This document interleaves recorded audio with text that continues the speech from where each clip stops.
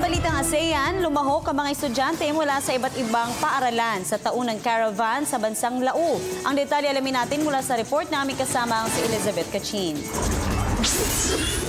Ginanap ang taunang science caravan sa bansang Laos noong buwan ng Hunyo na nilahukan ng mga estudyante mula sa iba't ibang paaralan sa rehiyon.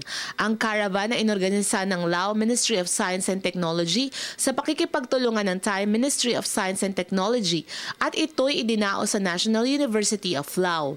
Dumalo sa pagbubukas ng caravan sina Laos Minister of Science and Technology Professor Dr. Bobeng Dara, Thai Minister of Science and Technology Dr. Pichai Dorong Kaveruj, National University of Laos President Professor Dr. Sokong Seng Saigalut at mga guro mula sa National University of Laos.